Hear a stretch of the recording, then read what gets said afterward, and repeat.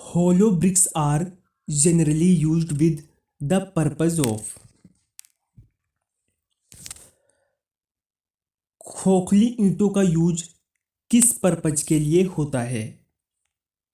Option D आपका सही रहेगा, हीट के अगेंस्ट इंसुलेशन प्रोवाइड करने के लिए। अगला क्वेश्चन है, factor of safety is the ratio of. Factor of safety किसका रेशियो है? ऑप्शन डी आपका सही रहेगा, yield stress and working stress का। नेक्स्ट क्वेश्चन है, the permanent deformation of concrete with time under study load is called. यहां पर आपसे पूछा है, स्टडी लोड के अंडर कंक्रीट का जो परमानेंट डिफॉर्मेशन होता है उसको क्या कहते हैं? इसे कहते हैं क्रीप। ऑप्शन ए आपका सही रहेगा। अगला क्वेश्चन है, rolled steel angle sections are classified as.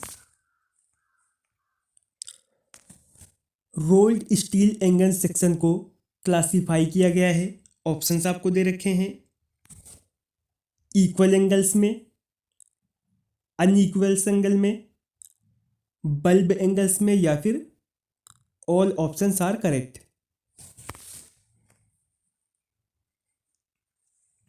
अगला क्वेश्चन है, when the Mach number is more than 6 the flow is called. यहां पर पूछा है, जब मैक नंबर 6 से ज़्यादा हो तो फ्लो जो है आपका वो क्या कहलाता है? तो फ्लो कहलाता है हाइपरसोनिक फ्लो। ऑप्शन डी आपका सही रहेगा। अगला क्वेश्चन है, वेक ऑलवेज अकर्स। वेक हमेशा कहाँ पर होते हैं? तो वेक होते हैं हमेशा सेपरेशन पॉइंट के बाद में। ऑप्शन डी आपका सही रहेगा। अगला क्वेश्चन है, a material is called ductile if it. किसी मटेरियल को हम डक्टाइल कब कहेंगे? जब उसके पास लॉन्ग प्लास्टिक इलोंगेशन रेंज होगी। ऑप्शन बी आपका सही रहेगा।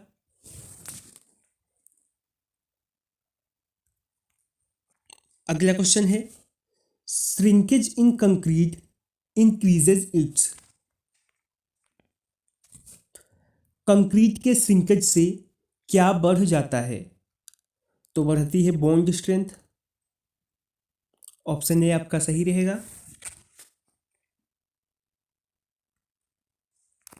अगला क्वेश्चन है, the shape of the bricks get deformed due to rain water falling on hot bricks, this defect is known as.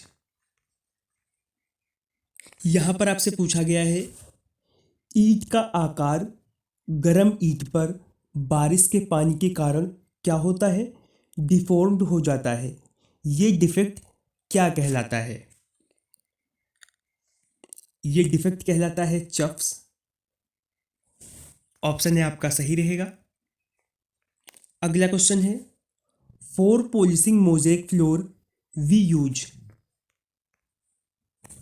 Mosaic floor को पॉलिश करने के लिए किसका यूज करते हैं?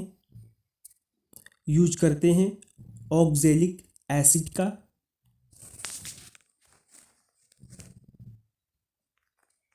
अगला क्वेश्चन है, the unit of measurement is पर क्विंटल फोर। नीचे आपको ऑप्शंस दे रखे हैं और पूछा है कि इनमें से किस यूनिट का जो मेजरमेंट हम क्विंटल में करते हैं।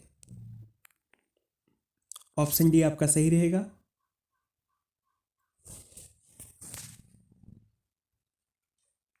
अगला क्वेश्चन है, the coefficient of passive earth pressure for cohesionless granular soil is represented by. Cohesionless granular soil के पैसिव अर्थ प्रेशर को रिप्रेजेंट करते हैं। ऑप्शन ए आपका सही रहेगा।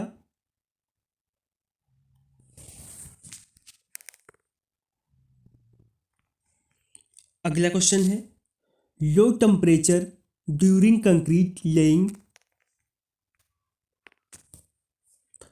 कंक्रीट डालने के दौरान लो टेम्परेचर होने से इसकी स्ट्रेंथ इंक्रीज होती है। ऑप्शन ए आपका सही रहेगा। अगला क्वेश्चन है, when two plates are placed in to and are joint by two cover plates, the joint is known as. यहां पर पूछा है, जब प्लेट्स के सिरों को एक साथ रखा जाता है और दो कवर प्लेट से जोड़ दिया जाता है तो ये ज्वाइंट जो किस नाम से जाना जाता है। ऑप्शन डी आपका सही रहेगा। इसे कहेंगे डबल कवर बट ज्वाइंट। अगला क्वेश्चन है, for a fix support in a plane structure total number of reaction is. किसी प्लेन स्ट्रक्चर में एक फिक्स सपोर्ट पर टोटल नंबर ऑफ रिएक्शन कितनी होती हैं। तो टोटल नंबर ऑफ रिएक्शन होती हैं 3।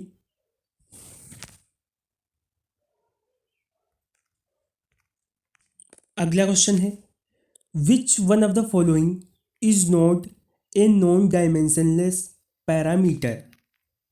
इनमें से कौन सी आपकी एक विमाहीन राशि है। तो यह है आपकी चेजी कोफिशिएंट।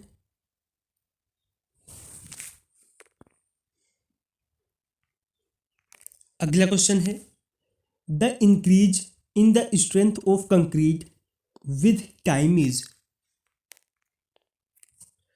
टाइम के साथ कंक्रीट की स्ट्रेंथ में वृद्धि कैसी होती है। तो ये होती है नॉन लीनियर। ऑप्शन बी आपका सही रहेगा। अगला क्वेश्चन है, the plasticity to mould bricks in suitable shape contributed by. यहां पर पूछा है, ईंटों को उपयुक्त आकार में ढालने के लिए निम्न में से कौन सा प्लास्टिकता प्रोवाइड करता है। तो प्रोवाइड करता है एल्यूमिना। ऑप्शन ए आपका सही रहेगा। अगला क्वेश्चन है, on rolling land the method of applying water is. Rolling land के लिए सिंचाई करने के लिए किस मेथड को अप्लाई किया जाता है। तो अप्लाई करते हैं फ्री फ्लडिंग को। ऑप्शन बी आपका सही रहेगा। अगला क्वेश्चन है, ductility of which of the following is the maximum. अगला क्वेश्चन आपका एक इससे ही संबंधित है, which of the following has least carbon content.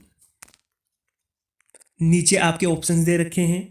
आपसे पूछा है कि सबसे लीस्ट कार्बन कंटेंट किस में होता है और मैक्सिमम डक्टिलिटी किस में होती है। आपका ऑप्शन सी राइट रहेगा, व्रॉट आयरन।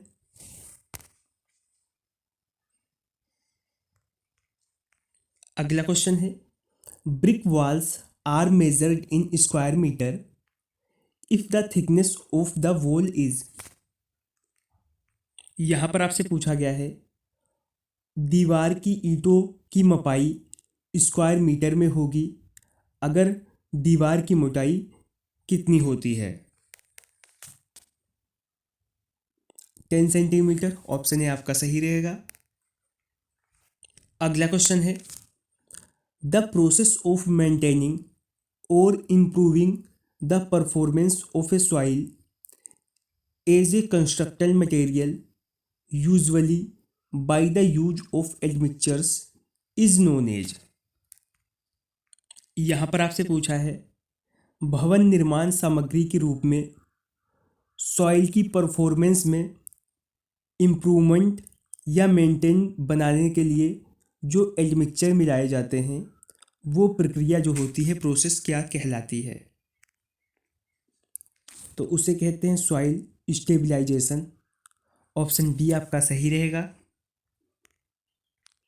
अगला क्वेश्चन है, expansion joints are provided if the length of concrete structures exceeds.